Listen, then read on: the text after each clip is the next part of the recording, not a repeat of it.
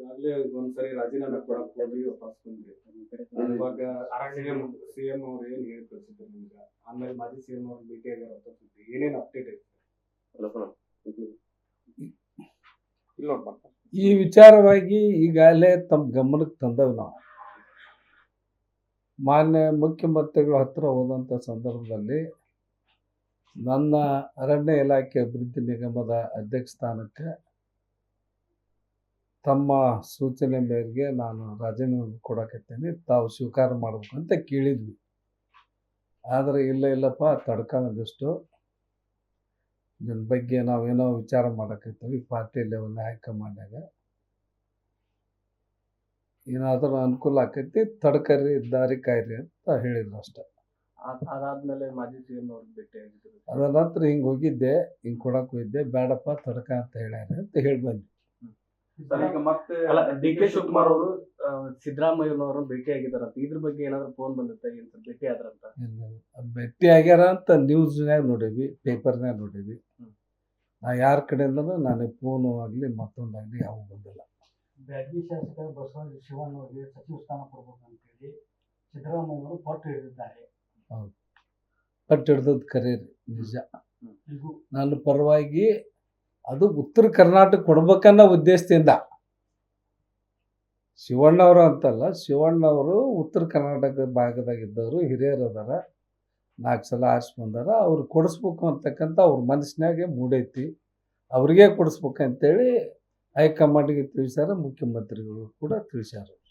ಕೃಷ್ಣಪ್ಪ ಅಂತ ಹಿರಿಯ ಸಚಿವರು ಕೂಡ ಏನ್ ಹೇಳಕ್ಕಂತಾರ, ನಾವು ಯಾವ ನಿಗಮ ಮಂಡಳಿ ಸಚಿವ ಸ್ಥಾನ ಬಿಟ್ಟರೆ ಬೇರೆ ಯಾವ ನಿಗಮ ಮಂಡಳಿ ಇನ್ಯಾವ ಅಧಿಕಾರ ಕೊಟ್ಟರು ನಾವು ಒಪ್ಪಿಕೊಳ್ಳಲ್ಲ ಅನ್ನುವಂತ ಘಟ ಹಿಡಿದುಕೊಂಡ್ರ. ಸೊ ಈ ಸಂದರ್ಭದೊಳಗೆ ನೀವು ಇರೋ ಅರಣ್ಯ ನಿಗಮ ಸ್ಥಾನಕ್ಕೂ ರಾಜೀನಾಮೆ ಕೊಡಕ್ ಹೋಗಿದ್ರಿ. ಸಪೋಸ್ ದೊಡ್ಡ ನಿಗಮ ಮಂಡಳಿಗಳ ಆಫರ್ ಕೊಟ್ರ ಒಪ್ಪಿಕೊಳ್ಳುವಂತ ಮನಸ್ಥಿತಿ ಇದೆಯಾ ಸರ್ ತಮ್ಮಲ್ಲಿ? ಅದು ಒಪ್ಪೋ ಪ್ರಶ್ನೆನೇ ಇಲ್ರಿ. ಈಗಾಗಲೇ ನಿಗಮದಾಗ ಕೆಲಸ ಮಾಡೇನಿ 2 ವರ್ಷ 2.5 ವರ್ಷ. ಮತ್ತೊಬ್ಬರಿಗೆ ಅವಕಾಶ ಸಿಗ್ತದೆ ನಿಗಮ, ನನಗೇನು ನಿಗಮದ ಅವಶ್ಯಕತೆ ಇಲ್ಲ. ಆದ್ರೆ ಮಂತ್ರಿ ಮಾಡಲಿ, ಇಲ್ಲ ಒಬ್ಬ ಶಾಸಕನಾಗಿ ಕ್ಷೇತ್ರದೊಳಗೆ ಒಳ್ಳೆ ಕೆಲಸ ಮಾಡ್ತಾನೆ, ಅದನ್ನ ಬಿಟ್ಟರೆ ಬೇರೆ. ಕೊನೆಯ ಗಳಿಗೆಯಲ್ಲಿ ತಮ್ಮ ಹೆಸರು ಕೈ ತಪ್ಪಲಿಕ್ಕೆ ಯಾವ ಶಕ್ತಿ ಕೈವಾಡ ಇದೆ ಅಂತ ನಿಮ್ಗೆ ಅನ್ಸುತ್ತೆ? ಆ ಶಕ್ತಿ ಅನ್ನೋದ್ರ ಬಗ್ಗೆ ಈಗ ಗತ್ಲಕ್ಕೆ ಕೆಡೋದು ಬೇಡ, ಅವನು ಹೇಳೋದಿಲ್ಲ. ನಾನು ಈ ಮುಗಿದಿಂದಾಗ ನಂತರ ಯಾರ್ಯಾರು ಇದ್ರಾಗ ನನ್ನ ಮೊದಲೇ ಹಂತದೊಳಗೆ ತಡೆ ಹಿಡಿಯಲಿಕ್ಕೆ ಕಾರಣಕರ್ತರು ಯಾರು ಏನು ಎಲ್ಲ ವಿವರವಾದ ಮಾಹಿತಿನ ತದನಂತರ ಕೊಡ್ತಾರೆ. ರಾಹುಲ್ ಗಾಂಧಿ ಅವರು ಫೈನಲ್ ಮಾಡಿದ, ಹೈಕಮಾಂಡ್ ಫೈನಲ್ ಮಾಡಿದ್ದನ್ನ ಚೇಂಜ್ ಮಾಡ್ತಾರಂತಂದ್ರೆ ಪಕ್ಷದೊಳಗೆ ಯಾವ ರೀತಿ ಒಳ ಕುತಂತ್ರ ನಡೀತಾ ಇದೆ? ಕುತಂತ್ರ ಏನಿಲ್ಲ, ಇದೇನೋ ಹೆಣ್ಮಕ್ಳಿಗೆ ಕೊಡ್ಬೇಕು, ಸಮಾಜಕ್ಕೆ ಕೊಡ್ಬೇಕು ಅನ್ನೋ ಒಂದು ಇದ್ರ ಮ್ಯಾಗ ಮಾಡ್ಯಾರ. ಅಲ್ಲ, ರಾಹುಲ್ ಗಾಂಧಿಗೂ ಗೊತ್ತಾಗ್ಲಿದ್ದಂಗೆ ಹೆಂಗೆ ಸರ್? ಈಗ ಇಷ್ಟ ರೀ, ಈಗ ಪಕ್ಷದೊಳಗೆ ಒಬ್ಬ ಹೆಣ್ಮಕ್ಳಿಗೆ ಕೊಡ್ಬೇಕ, ಸಂಪುಟದೊಳಗೆ ಹೆಣ್ಮಕ್ಳಿಗೆ ಕೊಟ್ಟಂಗಾತು, ಸಮಾಜಕ್ಕೂ ಕೊಟ್ಟಂಗಾತು ಅಂತ ಕೊಟ್ಟಾರ. ಅವ್ರು ಉತ್ತರ ಕರ್ನಾಟಕ ಮರ್ತಾರ, ಹಿಂಗಾಗೈತೆ ಬಳೆ. ಈ ಹೆಸರು ಫೈನಲ್ ಮಾಡಿದವ್ರು ಯಾರು? ಹೈಕಮಾಂಡ್.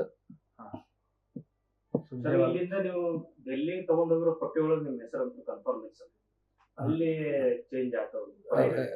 ಹೈಕಮಾಂಡ್ನಾಗ ಇರ್ತೀರಿ, ಸಿದ್ದರಾಮಯ್ಯ ಕೊಟ್ಟಂತ ಲಿಸ್ಟ್ ಅಲ್ಲ, ಅದ್ರೊಳಗೆ ಸಿದ್ದರಾಮಯ್ಯರು ಅವ್ರಿಗೆ ಅವ್ರದ್ದೇ ಆದಂಥ ಕೆಲ ಫಾಲೋವರ್ಸ್ ಬಗ್ಗೆ ಅವರು ಶಿಫಾರಸ್ ಮಾಡಿದ್ರು.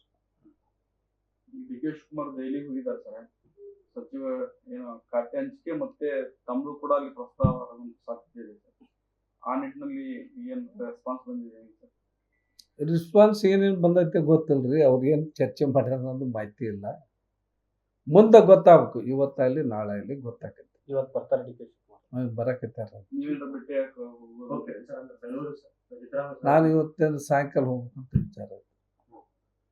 ಖಾಲಿ ಇರೋದು ಒಂದೇ ಸಚಿವ ಸ್ಥಾನ, ಮಹಿಳೆಗೆ ಕೊಡ್ಬೇಕು ಅಂತಂದ್ರೆ ಒಂದು ನಿಮಗೆ ಕೊಡ್ಬೇಕು ಅಂತ ಹೇಳಿ ಸಿದ್ದರಾಮಯ್ಯ ಪಟ್ಟು ಏನಾಗುತ್ತೆ? ಯಾವ ರೀತಿ ಬದಲಾವಣೆ ಆಗುತ್ತೆ? ಅದು ಏನು ಮಾಡಿದ್ರೆ ಹೈಕಮಾಂಡ ಮಾಡೋಕ್ರಿ. ನಮಗೆ ಅವಕಾಶ ಕೊಡೋದಾಗಲಿ, ಹೆಣ್ಮಕ್ಳಿಗೆ ಅವಕಾಶ ಕೊಡೋದಾಗಲಿ, ಇನ್ನೊಬ್ಬರಿಗೆ ಅವಕಾಶ ಕೊಡೋದಾಗಲಿ, ಯಾವ ಥರ ಮಾಡ್ತಾರೆ, ಹೇಗೆ ಮಾಡ್ತಾರೆ ಅನ್ನೋದು ಹೈಕಮಾಂಡ ಮಾಡ್ಬೇಕಲ್ಲ. ಇದ್ರಾಗ ಯಾರು ರಾಜೀನಾಮೆ ಕೊಡಿಸಿ ಬೇರೆ ಕೊಡುವಂತ ಸಾಧ್ಯತೆ ಇಂಥದ್ದು ಏನೋ ಚರ್ಚೆ ಅದು ಗಮನಕ್ಕೆ ಬಂದುತ್ತೆ? ಅದು ನಮಗೆ ಮಾಹಿತಿ ಇಲ್ರಿ, ಪೇಪರ್ನಾಗ ಓದಿದ್ದಷ್ಟ.